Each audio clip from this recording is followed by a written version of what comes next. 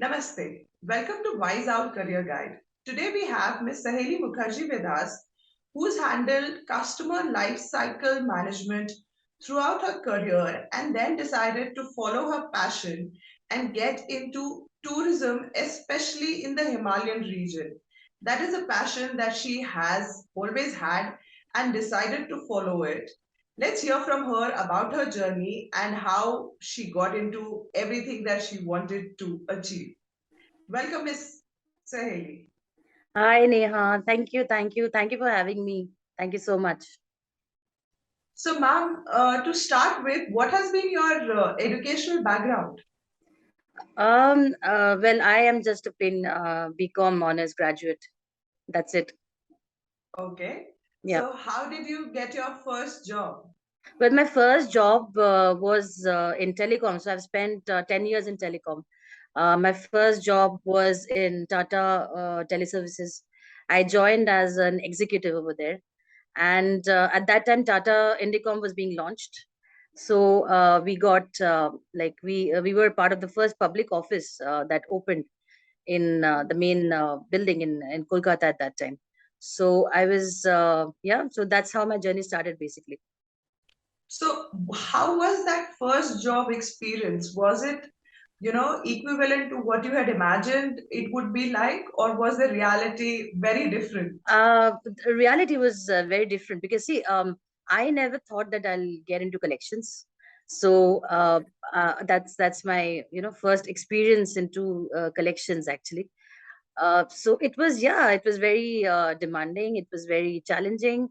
So I learned every day, and it's basically something that you never, you don't think that you will get into such situations ever in your life. But then I think collections taught me that.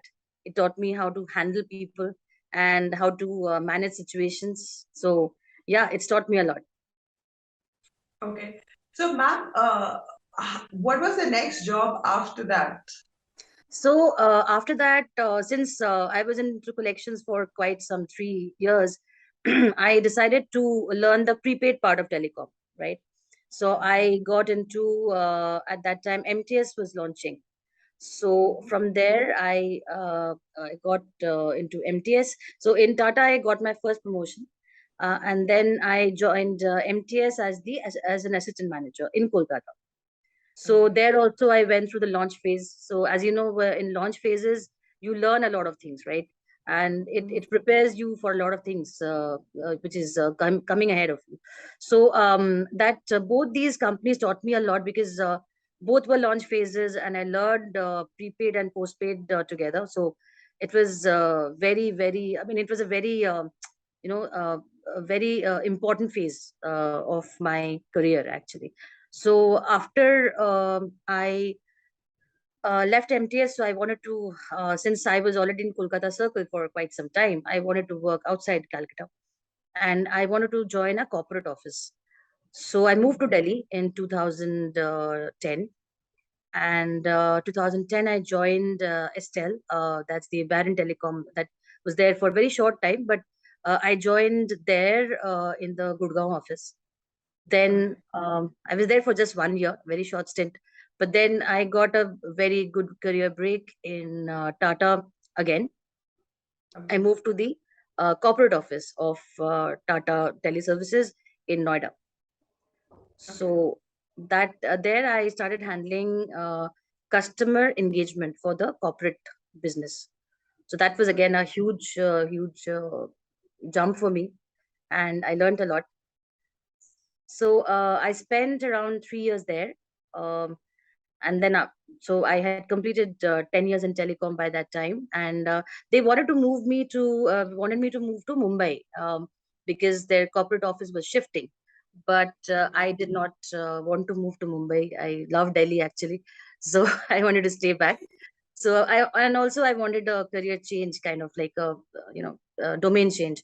So Mhm. I got into Sterling Holidays as North head. Um, so I was there for 3 years in Sterling Holidays, handling entire North region and entire customer life cycle management of and all the customers, starting from onboarding to retention, collection, everything. Okay. So there I was for 3 years, till 2017, and then I left Sterling as AVP. So that's Okay. about my corporate career. So how did this, change completely from corporate to moving into something of your own, and that too a Himalayan tourism thing, which I guess it's still not that popular in India. Well, it's a very very interesting story actually, because I have been an avid traveler my entire life. So uh, I have traveled across the Himalayas. Um, I mean, I still do. Whenever I get time, I am in the Himalayas. So I always wanted to do something of my own, because I have seen such beautiful places in my life. And it's like I visit one place multiple times. I've been doing that for the last 20 years of my life, uh, traveling Okay. across the Himalayan region. So I wanted people to see what I've seen, experience what I've experienced, because you always cannot capture everything in a photograph, because I don't take photographs actually. If you ask me, I capture it in my mind. So I wanted people to see, and that's what gives me happiness actually. um Okay. you know, talking about mountains, like you, if you get me started right now, I can go on for hours and hours. So that's what gives me happiness, a lot of happiness. So I wanted people to see what I have seen, and I wanted to give an end to end service. So what happened was, like, what I felt, that there are many places, which where people don't get, or don't always get professional services, right? Like Okay. an end to end service, where, like, you name a place and we are there. Okay. So we have our presence across the Himalayas, all the locations in Himalayas, in India, Nepal, Bhutan, and also Tibet. And Oh, wow. so this is basically the network that I've built is through my experience. I work with people. I have people on the ground, so that we can give the best of services. And we have networked with people whom I know for years. Okay, I know that they can give me service. I know that they can do on the ground whatever I have committed to my clients. So I wanted to give a very professional experience for everyone who's traveling with their family, be it a leisure tour, be it a adventure tour, be it a trek, be it a pilgrimage, whatever it is. So Correct. that specific professionalism has to be there. So that's the basic reason, and most important reason is I it makes me happy. Seeing the smiles of the people who've actually Yeah, experienced what you yeah, have. yeah, Okay. absolutely. How did you manage, this entire thing during the, pandemic? Because at that time everything would have closed. Yeah, yeah. So, what was, your this thing during that time? See, pandemic actually has, changed a lot of things around me, because Okay. tourism sector and hospitality sector, that was hit the most, right? And Correct. nobody was traveling. We had to cancel so many book tours. So it was a very very difficult time, a very trying times for everyone in our industry, be it travel, tourism, people who handling vehicles, hotels, everyone. We were all going through a very bad time, but we were just looking forward when this thing will end. And thankfully, last year from October, things have started looking up again. Okay. So yeah, so we are back on track. So Okay. yeah. So, was it difficult, doing this change, getting everything ground up from the corporate life, where obviously you've, joined a lot of companies who are starting Yes, to set up processes, but still, there it is, you're part of a bigger team. yes, You're yes, making the team. yes. Yes, Neha, absolutely. You are right, because initially when I started, I made a lot of mistakes. I actually see. no matter how much you plan about it, no matter how much you study about it, there would be times when you understand that you've made a very big mistake. So Right. initially I did not know my client base. Okay, that was the biggest mistake that I made, maybe in the first year. I did not know whom I should cater to. Okay. uh, so I have learned in my first year that I mean, my client base should be something that who would um, be ready to accept what I am offering, right?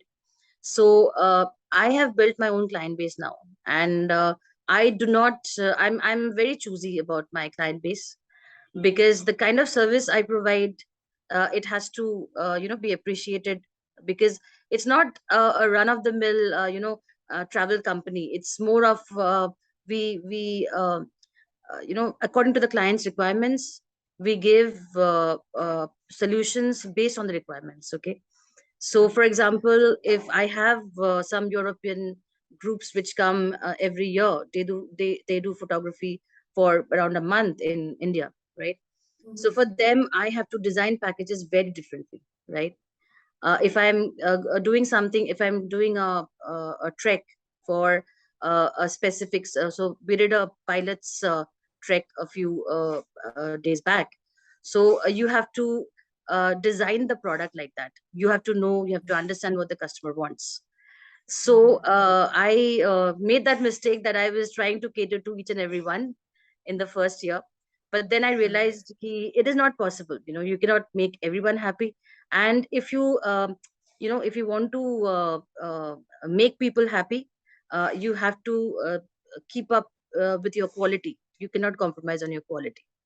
Right. So now I have my vision clear. My team's vision is very clear what we are going to do. But yeah, you learn through your mistakes, right? So that's how Right. I have also learned in the first year. Yeah. So was, doing this setup, even though you had the experience with your, Sterling Holidays job, was it very difficult and did it require a huge amount of investment?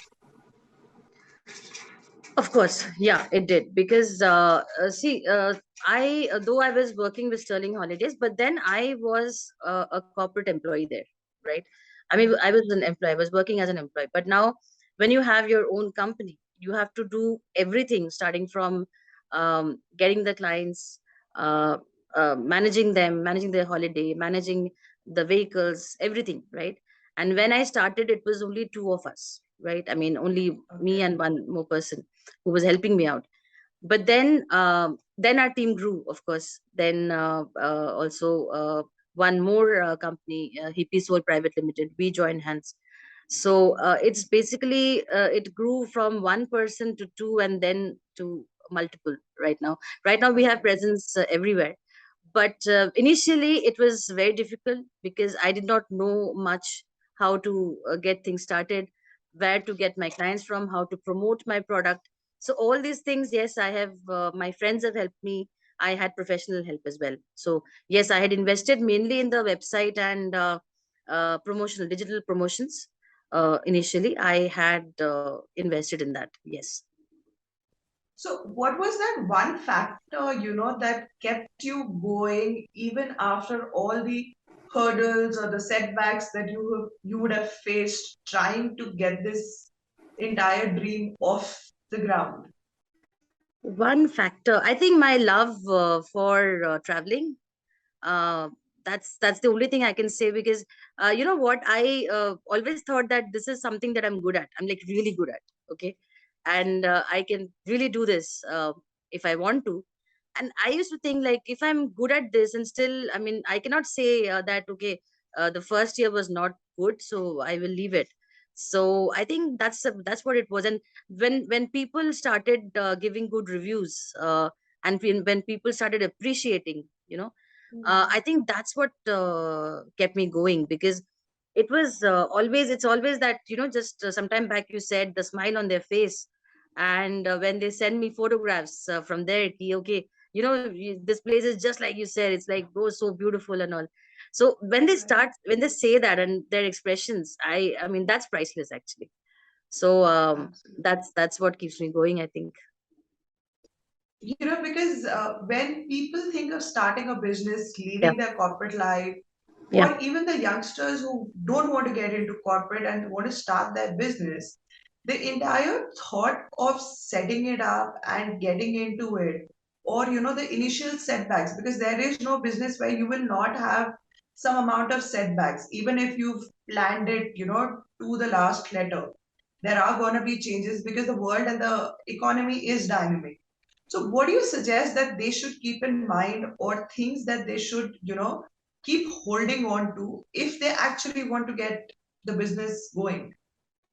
I would say to get into a business, study as in study your subject every day, because if you're getting into tourism, know what is happening around the world in tourism, because you have to be updated.